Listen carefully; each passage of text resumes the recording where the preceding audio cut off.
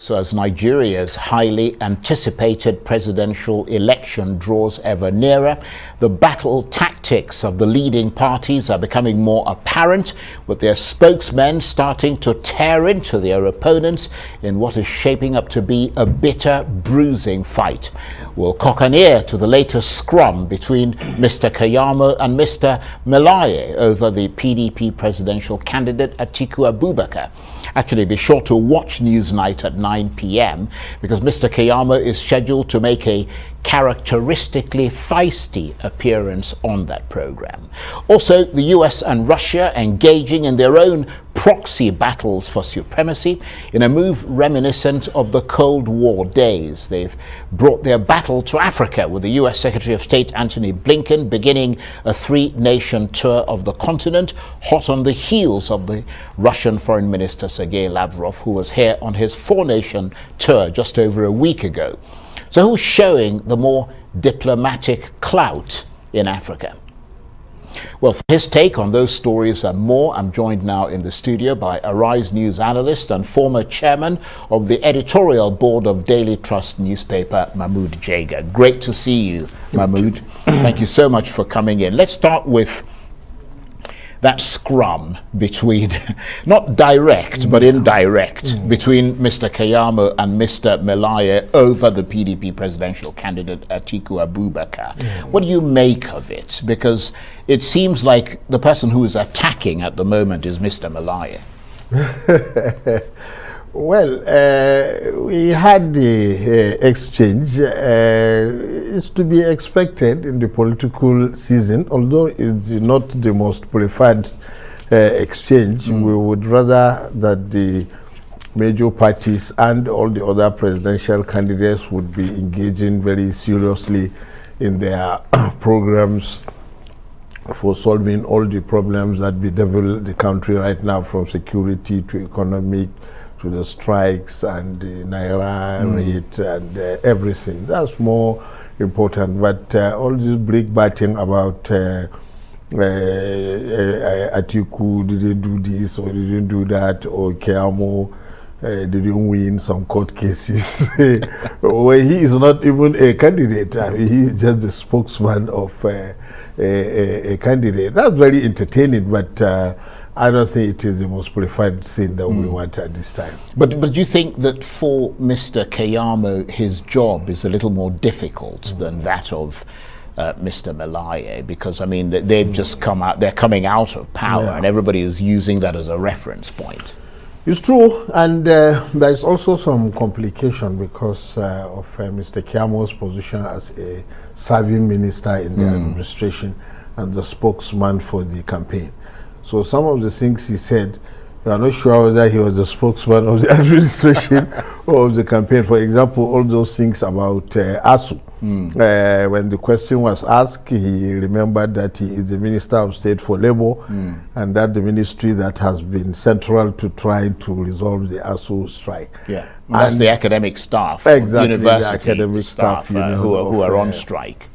Universities, and he became very defensive and was repeating like the obstinate position of the administration on the strike. Whereas I thought if he was speaking more for a potentially incoming administration, what is required more is what it would be their own approach. Exactly. To this incessant ASU and other industrial strikes. That's a very good point. Let's move away from that. And you saw DK Chukwumerije earlier, the performance poet, writer, lawyer, and he was talking about the need for change and to move the country in a positive direction.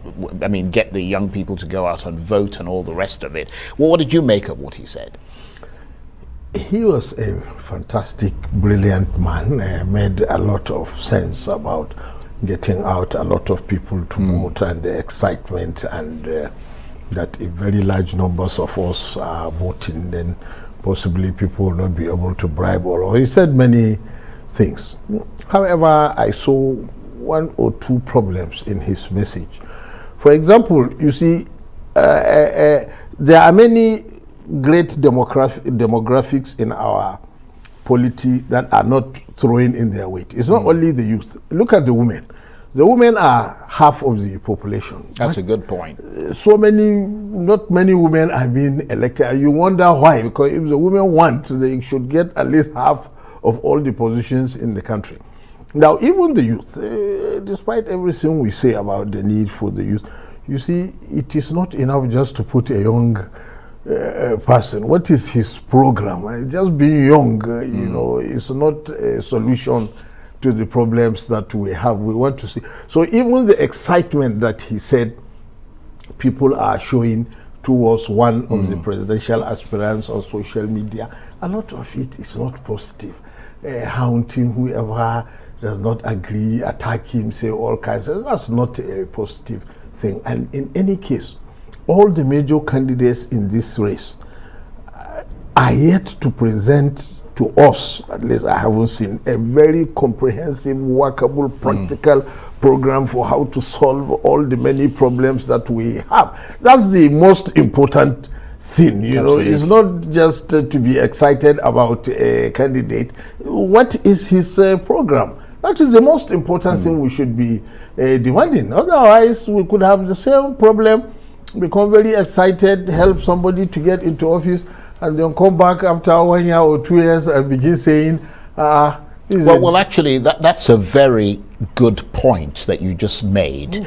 I mean, and I will ask you this. Do you see any similarities between the followers of Peter Obi and those who followed Muhammadu Buhari in 2015? Because in both cases, they seem to see them as messiahs and to sort of build this cult following around them without necessarily subjecting their policies to proper assessment or analysis, or is there a difference between the two groups of followers? I think there is a great historical similarity between the two phenomena, and I think by now we should know that it is dangerous to hold out anybody as a messiah, because even if somebody's record of public service is stellar and he also presents a very thoughtful program, there is still the need for vigilance after he has been elected, because many things can go wrong, beginning from the selection of aides to the way he supervises the administration, and also because all kinds of forces will come into play, and sometimes he may be detracted or he may, and as you know, at the beginning of this administration there was a very good program that was propounded about what the administration will do in 100 days. And when 100 days was approaching, people said, many of them were not done. The presidency said it was not the one that rolled out that program. Yeah. That was very embarrassing. Yes, it was. So we must ask the aspirants now, the candidates now, what are their programs? Tell us. We don't want to hear it from spokesmen. Absolutely. So that you come later and say you are not the one who said it. Let's hear it now. And personally, I wouldn't be too much excited about a candidate whose program I have not seen. I may support him maybe because of his track record and other things, but becoming too much excited and fighting other people, well, I do not even know what you will do. You might be setting yourself up for disappointment. Yeah, that's a very good point. And the message there is that you need to keep your eyes open for the programs of each candidate and be able to assess them on their own merit. But just because obviously Chukwumerije was talking about his support for Peter Obi, are you at all concerned that Mr. Obi may be popular, but he is in a small party that may not be able to support the sort of weight that is needed to carry him through beyond the sort of the high emotion of being part of, you know, that a lot of people are expressing, of being part of a pretty successful movement for change? And many politicians have said so, because there is so much excitement for his candidacy in the social media. And even the Electoral Commission made a statement one time offhand that there are no polling stations on the social media. So really, to win an election, you have to come back to the ground and have branches. And although they did say that they are establishing quietly establishing, offices across the whole country, basically. So it's a process. They said so, but I saw a report which said that the Labour Party, of which Mr. Peter Obi is the presidential candidate, does not have governorship candidates in about 24 states. Now, that does not speak much about structure. I don't know how correct that is. Yeah, well, they did say that they were going to field candidates in about 85% of the states, but obviously we'll have to wait to see. Yeah, and see that, because there are a few days to go before even the substitution window ends. Well, let me throw you into the deep end, if you don't mind. I mean, what's your sort of objective political calculation about who is likely to get those votes over the line beyond your own personal preference so far? Everything considered, I suspect one of the two major parties will win the election. That's my own assessment. And what are you basing that assessment on? Well, the structure that we talk about, because it is very difficult to reach all the way down to the villages and the small towns.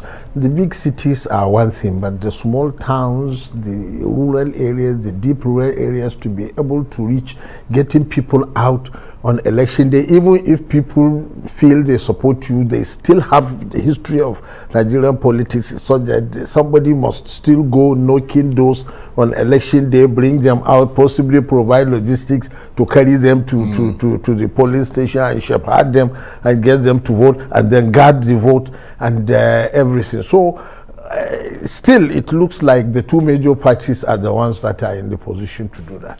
Okay, I want to thank you very much indeed, as always, Mahmud Jega. He's an Arise News analyst and former chairman of the editorial board of Daily Trust newspaper. That's it for this edition of Arise Prime Time. Do join us again tomorrow. From me and the entire team here in Abuja, bye-bye, and thank you for watching.